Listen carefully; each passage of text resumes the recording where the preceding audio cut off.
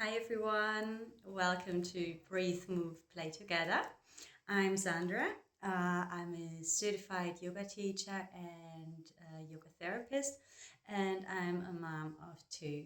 I have a son who's 3.5 and a daughter who's 1.5 years old. So I'm really happy that you found this channel.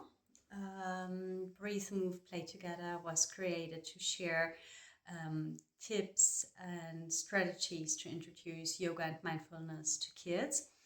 And the video today is about breathing exercises for kids. And basically what I would like to do with this video is to give you 5 tips to get started. So if you are a parent, grandparent, caregiver to little children, if you are a school teacher, a yoga teacher, and you spend some time with kids regularly, I think this might be a great introduction to using breathing exercises with kids. I would say aged 3 to 7. So I would say let's get right into it. So when you start working with the breath and with children, I think the first thing is quite obvious. My first tip is to keep it obviously fun and playful. You can't sit down kids and explain them how to breathe. And we should always remember that when we are talking about breathing exercises for kids, it's mainly about creating an awareness and to observe the breath and to get a bit in touch with our breath. So we want to make it as fun and as playful as possible. A great example of this is, for example, the candle and flower breath, where you imagine to hold a candle in one hand and a flower in the other hand. And you just imagine while breathing together with the kids to first smell the flower, inhale, and then breathe out through your mouth to blow out the candle. So this gives kids a great visual and it plays with their imagination, and it makes it much easier for them than just to say, well, breathe in through your nose, breathe out through your mouth. And there are a lot of techniques like this that you can use. And yeah, my first tip is just keep it fun, keep it playful. Tip number 2, when we work with kids, when we have kids, often we want to use breathing to regulate on an emotional level. So we would like to use breathing, for example, during a tantrum, or when they are overstimulated, or when things just get very busy, and we would like them to have these resources available to help them calm and reconnect with their breath. And what I would like to say in this second tip is basically teach them the techniques in a calm moment. It doesn't really make sense to interrupt them while they're having a massive tantrum and they're lying on the floor and screaming and kicking. They should learn those techniques and those exercises in a calm moment, so they have them available on demand, basically, when you need them. So incorporate them maybe in playtime.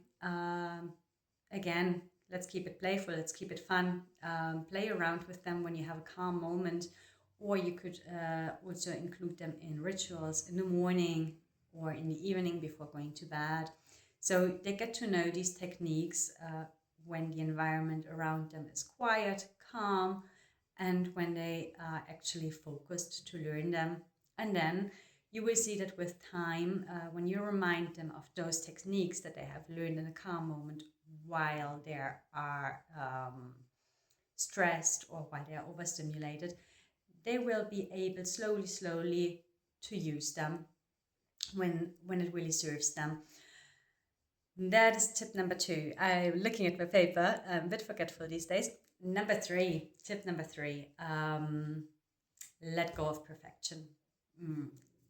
When you work with kids, when you are with little kids, there is no such thing as perfection. And the same goes for breathing exercises or breathing techniques.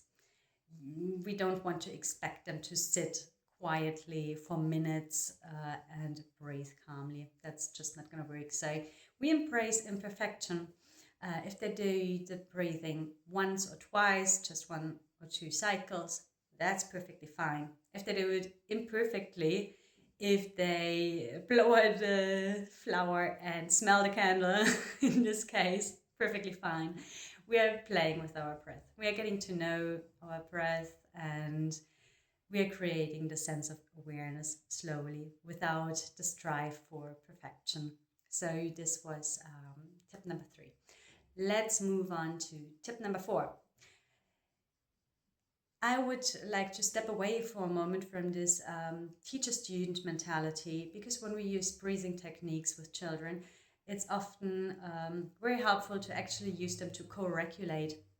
Let's say, your kid is having a tantrum, or your classroom is completely overstimulated, or it's been a very busy day, they are nervous for whatever reason.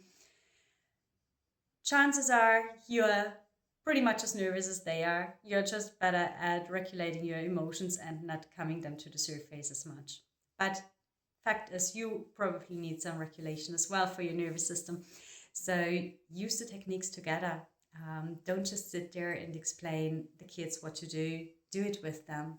Join the fun, join the game, and breathe together. Just do it together. So this is a very important point, I would say.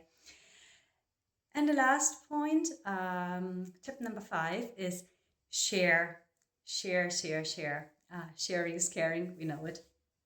But it works on 2 levels, actually. On the first level, when we share these techniques with maybe the grandparents, with the teachers, with babysitters, it's a helpful tool for them as well if your kids have been introduced to these techniques, so they can use them and there is a continuity. So they will keep using them also when they're with other adults other than you. So that is definitely the first benefit. The second benefit is obviously that we create this kind of community of adults who have these resources available. So if you share these techniques with your kid's teacher, with the grandparents, with a babysitter, they can then go and use them also with other kids, especially when we are talking about school teachers. And they can maybe start incorporating them in everyday life so that more kids benefit from these techniques and from these exercises. So you're contributing also to maybe a generally calmer world, I would say, with this tip number 5. Okay, so these were my 5 top tips to introduce breathing exercises and techniques to kids. And yeah, if you found this video interesting, I would love it if you would give this video a thumbs up, if you would follow the channel, if you would share it with someone who could benefit from it. If you want to leave me a comment, if you have any other tips that I didn't mention, feel free to.